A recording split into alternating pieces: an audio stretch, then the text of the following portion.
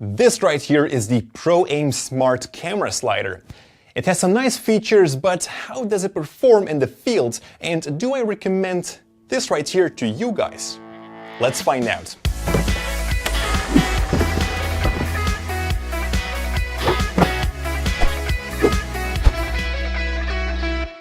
Those who follow me know how much I love a slider. In my 10 tricks with a slider video, I even mentioned it's what I believe the best investment you can do.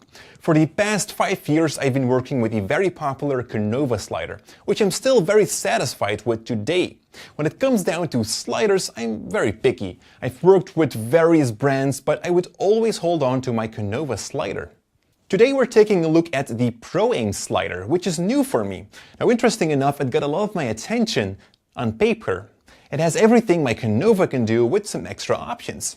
But let's first take a look at the specifications. The slider is 3 foot long, or 90 centimeters. This is the perfect length to operate on a single tripod, which makes it compact. But it also gives you some nice tracking range. The slider is well built. Everything is aluminum, no plastic parts, and relative lightweight. The form factor is also perfect. It also has all of the basic functions like a spirit level, multiple 1/4 and 3/8 inch mounting points, and adjustable legs. The legs were both better and worse than my Canova slider. I didn't like the height adjustment that much. There is a long screw to adjust the height, but it doesn't work fast. On most surfaces it wouldn't be that big of a problem, but when you're going outdoor you could lose some time with that. The Canova legs can be adjusted from the side, which I use pretty often.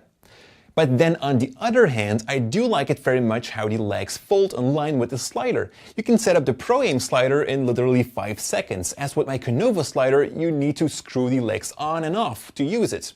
Now let's talk about the back. You get one, but I don't believe it's made for the slider. It's way too big. They've even added a padding to have the slider fit better. But it's not a huge issue. Important is that you get a bag, which you can swing on your shoulder. Some manufacturers don't even give you a bag, and their slider is double the price of the Proaim. But let's talk about the sliding mechanism, perhaps the most important part. The camera plate holds 4 bearings that slide on the top and 4 bearings on the side. I'm very pleased about this, and you can feel it in the sturdiness as well. There's absolutely no play with the top plate. However, the slider is new in my hands. My Canova slider also didn't have any play when it was new. After 5 years of use, it does have some play now. I can adjust that and tighten it again, but it's not an easy process. I have to take the whole thing apart. The Proaim slider actually has its bearings adjustments on the outside with just these 3 simple screws. The bearings roll on an open platform, which lay a little bit deeper to protect them from anything that could fall on it. The surface is covered with a coating, not with paint, so the surface should stay smooth. Although, you must keep in mind that it is aluminum, so do be aware that no sharp objects come near it. There is no cleaner, you'll have to get a cloth of your own. Make sure to also keep it clean, regardless of which slider you have. You don't want any dirt to go into the bearings. We still haven't talked about the sliding experience, did we? Well, the Proaim Smart Slider has a friction. That means there's a little drag when pushing the camera plate. I haven't seen many sliders yet that have this in such a lovely form factor. The Kessler slider can do that, but that's just one big clumsy slider. Anyways, it's really a lovely feature. You can do much better and more controlled slides with this one. You can also adjust the friction, but I've had some issues with it. To start with, you can't disable the friction. It's how the bearings were built, but it's not a big problem. I love the friction, so why put it off? The real problem occurs in the tightening itself. First of all, it's a wobbly knob, and the first 5 turns don't do anything. Only the last half turn will actually put some more drag on the friction. But I have the feeling it's more of a lock. It's kind of blocking the sliding instead of increasing the drag. Also, the screw within that friction adjustment comes loose occasionally.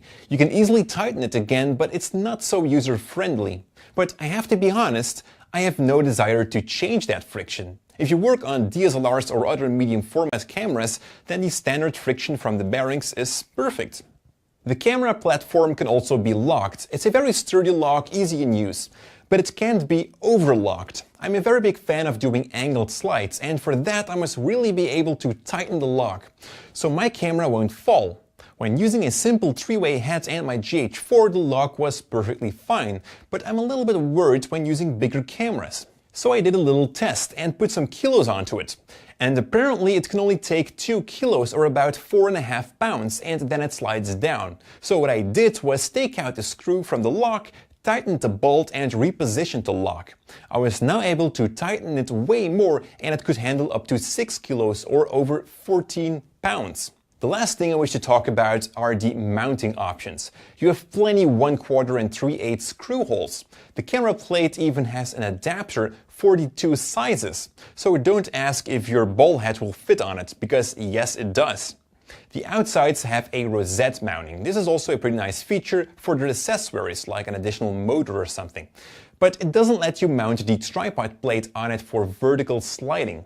The screw is also a different size, so you'll need to add some extra accessory to that goes from a rosette to a 1/4 inch screw hole.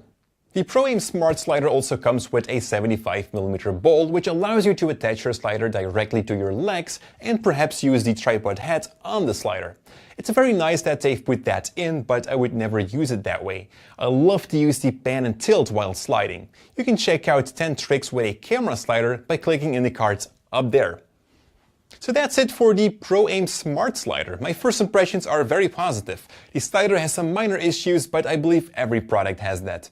But that doesn't weigh up to all the great stuff about this slider. The foldable legs, the build quality, smooth sliding, and of course the friction of the slider, which makes me want to switch to it. Canova has proven itself to still work after 5 intensive years, so I'm very curious to see this guy after some time. But the big question is, do I recommend this slider to you? And the answer is yes. For $300 you get a lovely slider. To those who do a lot of outdoor shooting in extreme weather conditions or action shots,